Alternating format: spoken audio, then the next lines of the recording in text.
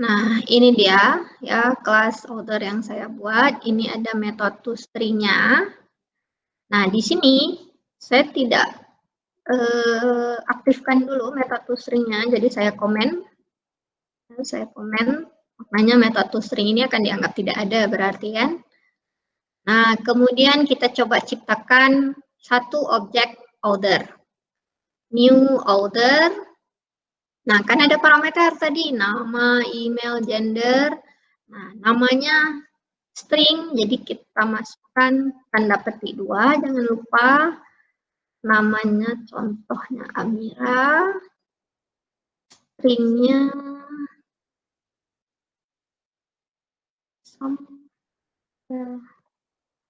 com. Kemudian gendernya adalah perempuan. Oke, nah kalau kita lihat objek ini, kita inspect dia, ya.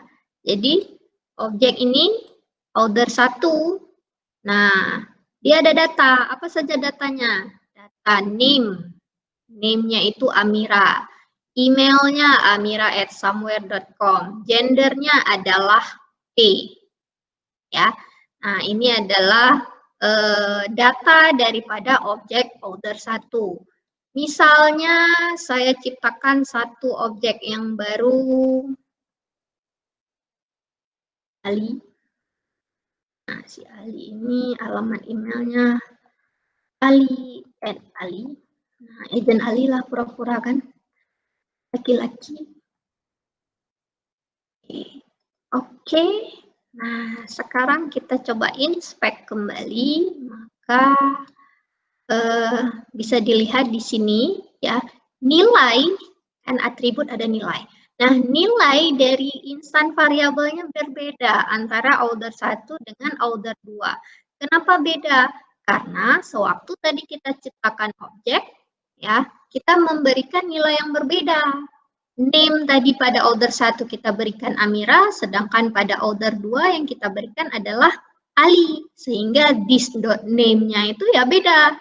Pada yang pertama ini, ya, this.name sewaktu kita ciptakan objek order 1, berarti name yang dimaksud adalah name untuk si order 1. This.email-nya juga email untuk order 1. Ya, itu makna daripada this. This itu akan merujuk kepada objek yang sekarang. Objek yang sekarang bekerja itu yang mana? Nah, itu maknanya ya. Nah, kemudian, saya ingin menampilkan ya. Jadi metode toString itu adalah metode turunan daripada objek. Jadi setiap kelas yang kita buat di Java, programnya, ini dia. Nah, ini kan nama kelasnya order. Nah, setiap kelas yang kita buat pada bahasa Java itu secara otomatis merupakan turunan daripada kelas objek. Ini dia, ya, objek memang. Nah, kenapa seperti itu? Memang sudah didesain seperti itu bahasa Java-nya. Nah, pada kelas objek ini ada metode yang namanya toString. Metode toString akan mengembalikan representasi objek tersebut dalam bentuk string. Nah, bagaimana dia? Kita coba aja. Nah, ternyata untuk order 1, itu dia akan mengembalikan order @3E46CB8C. Nah, kalau kita lihat di sini, hal ini tidak ada maknanya. Kemungkinan besar maknanya itu adalah tempat, ya, alamat objek itu disimpan di dalam memori. Nah, bentuk seperti ini tidak ada maknanya bagi kita. Jadi istilahnya apa ya? Aneh gitu ya bentuknya, ya, tidak bermakna. Nah, sehingga ya, jadi untuk setiap order ini kalau kita panggil lagi metode toString, beda lagi. Nah, ini untuk order kedua, order @5A527D30. Ya, kalau misalnya kita panggil lagi metode toString, sama ya. Jadi metode toString-nya yang order apa tadi nama alamatnya. Nah, sekarang Kita aktifkan kembali metode toString-nya. Saya hapus komennya. Saya compile kembali, berarti maknanya sudah ada metode toString yang sudah kita buat versi kita sendiri. Nah, jadi sewaktu kita ciptakan satu objek, misalnya Ali,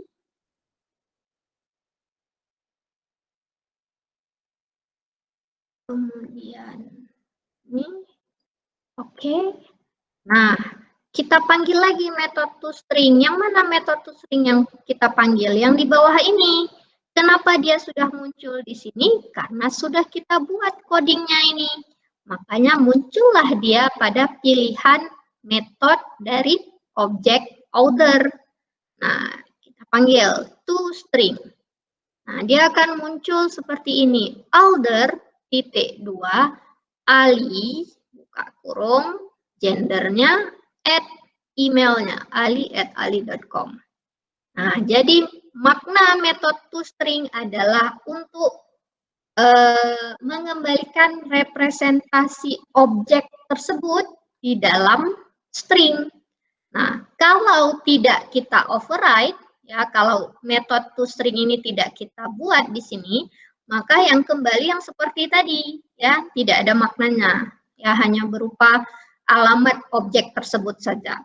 Nah, tapi kalau kita buat metode toString-nya seperti ini, return order titik 2 name, gender, emailnya dan seterusnya, maka sewaktu kita panggil metode toString, muncullah dia tulisan seperti ini, order titik 2 Ali buka kurung L tutup kurung ali@ali.com. Seperti itu. Sudah bisa dipahami apa makna metode toString di sini? Siapa tadi? Sri Ulina. Gimana? Sudah paham? Udah, Bu. Dah. Yang lainnya bagaimana? Udah bisa dipahami metode toString? Bu, izin tanya, Bu. Ya. Fungsi metode set tadi gimana ya, Bu? Set. Set untuk mengubah nilai. Ya, kan ada 3 jenis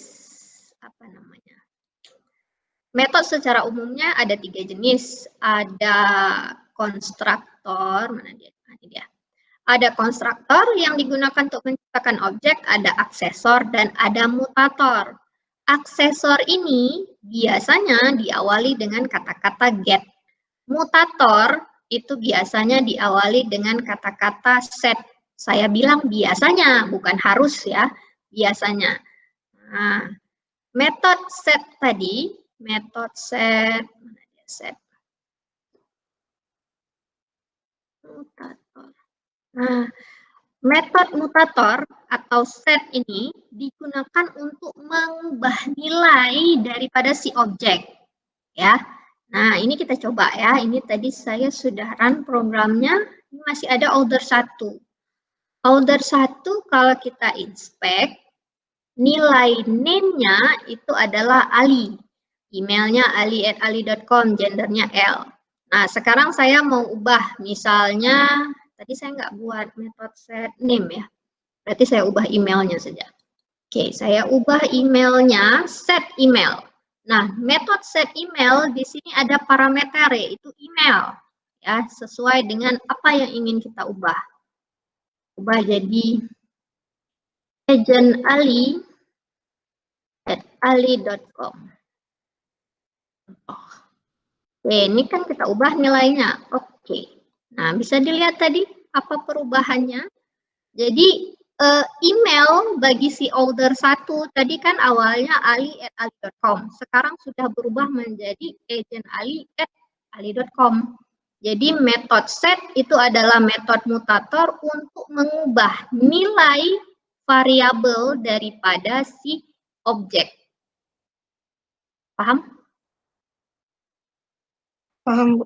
Oke. Ada berarti lagi? yang di get name sama get gender itu yang nggak bisa diubah, bukan? Nggak ada setnya?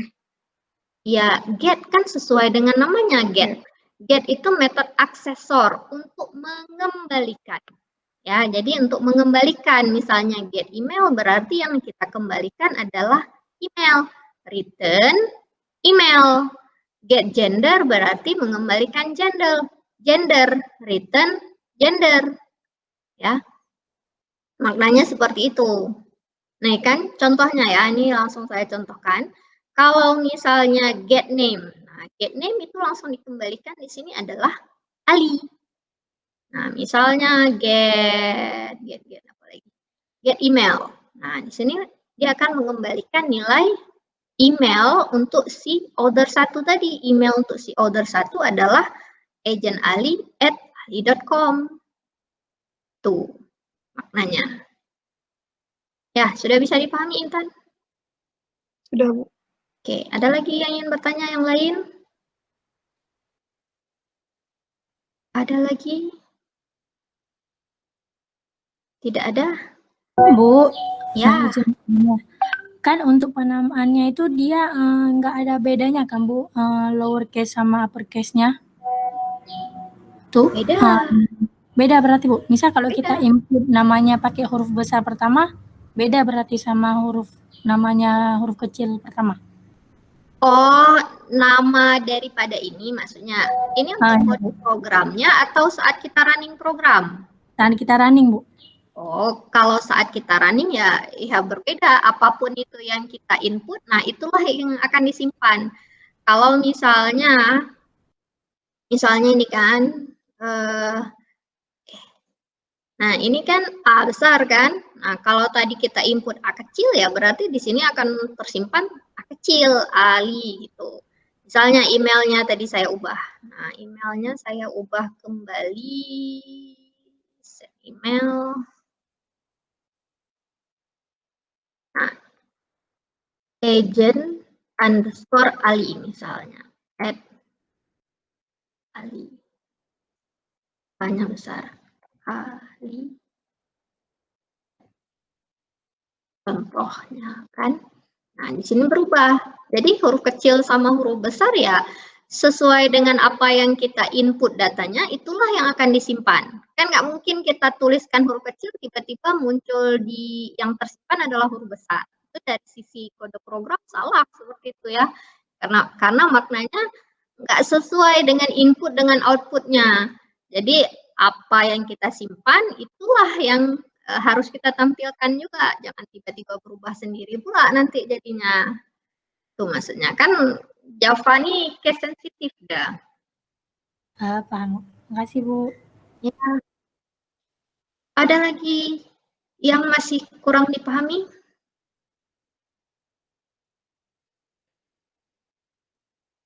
Nah, ada? Oke, kalau memang tidak ada, nah file .java yang udah kalian kerjakan itu disimpan, kemudian kirimkan di ini ya classroom ini, latihan di classroom, latihan kelas objek 1, sertakan juga screenshotnya. Ya, screenshotnya supaya nampak bahwa kalian itu mengerjakan, nggak hanya sekedar kirim filenya aja kan. Kalau kirim filenya tinggal di sharing aja nampak. Nah, tapi kalau udah di screenshot kan udah beda-beda gitu screenshotnya kan. Nah, ini hari ini ya saya set waktunya yaitu jam 2, jam 1.59 hari ini. Jadi sesudah ini dikerjakan langsung aja dikirimkan. Ya. Kemudian nanti akan ada satu lagi latihan, ya latihan kelas objek 2, tapi ini belum saya online kan. Nah, nanti kalau udah saya online kan nanti saya kasih tahu di grup WhatsApp-nya. Nah, latihan kelas objek 2 ini juga sama persis. Jadi intinya saya berikan diagram kelasnya, kemudian kalian buat kode programnya. Ya. Hanya seperti itu aja tahap awalnya. Yang penting paham dulu bagaimana mengimplementasikan dari suatu diagram kelas, dibuat kode programnya itu seperti apa, sampai situ dulu. Udah paham? Nah, nanti tinggal cara menggunakannya. Ya. Ada lagi pertanyaan? Tugasnya dalam bentuk apa, Bu? Tugasnya dikumpulkan. Dikumpulkan. Yang mana? Yang satu. Yang satu. Nih, Tadi instruksinya kirimkan file.java. Jadi file.java-nya kan udah kalian save tuh. Save, compile, kemudian kirimkan file.java-nya, habis itu screenshot. Nah, screenshot seperti ini. Nah, kan ini kan, tinggal kalian screenshot aja. Screenshot, kemudian kirimkan. berarti nggak usah dikompres, Bu ya? Mau dikompres boleh, dikirimkan langsung boleh juga, nggak ada masalah. Yang penting kalian kerjain. Oke, ada lagi? Baik, kalau memang tidak ada lagi pertanyaan, kelas kuliah online PBO sesi kedua ini saya akhiri di sini. Assalamualaikum warahmatullahi wabarakatuh.